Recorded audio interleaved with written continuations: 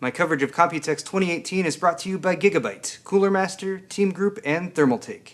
Hey guys, how's it going? And welcome to my coverage of Computex 2018 here from Taipei, Taiwan. We're getting things started a little bit early over at NZXT. We're at the Hyatt, and they let us into their suites, even though Computex hasn't actually officially started yet. They brought us in and they showed us some really awesome stuff, and then they told us that we couldn't tell anyone about it. So stay tuned for cool stuff from NZXT in the future, but that's really all I can tell you for now. What I'm going to give you guys is a once-over of this new case. This is the H500, actually the H500i. It's available as an I for about $100, or the H500, which doesn't include the intelligent controller, and that's only going to be $70. This is the replacement to the S340, which is NZXT's insanely popular case. I've used it in builds before, and I think they've done some really good work improving it, adding some more features to it, and also slightly changing the design while maintaining a lot of their same aesthetic from before, but updating it to make it a bit cleaner. Now, of course, you can have tempered glass on the outside of this. I actually have that piece right here. I like what they've done with this because they put a metal bracket across the top, so you can actually remove it with a single thumb screw. At the back, it pops out and it's got a couple plugs that stick in there to keep it securely in place. Another thing about this case is that the entire front piece, actually here from the top to the front, is a solid piece, so you can no longer just grab the bottom and pop this front part off, but they have added a bit of space here in front of where your fans or potentially a radiator would go for the front intake,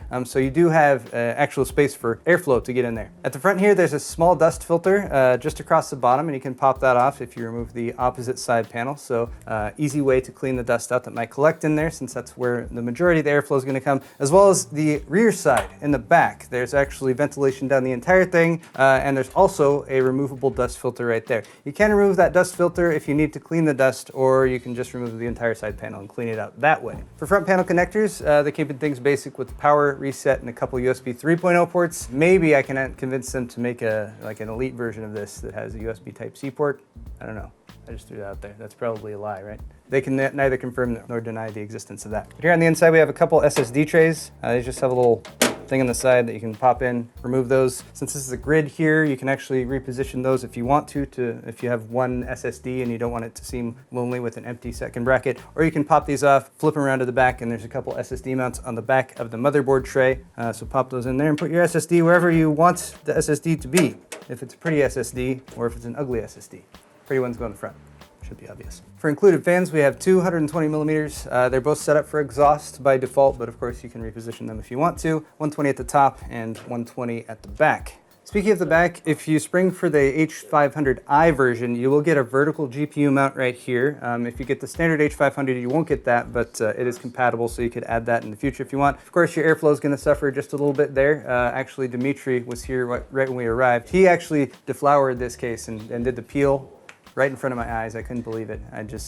But you know, Dimitri, he's all about that peel. But it is a great feature if you're going to plan to do water cooling in this case, because water cooling with a vertical mount looks really pretty, especially if you have a block that can see the fluid inside. It's a good thing to do. Opposite side panel removes with just a couple thumb screws. Pretty standard.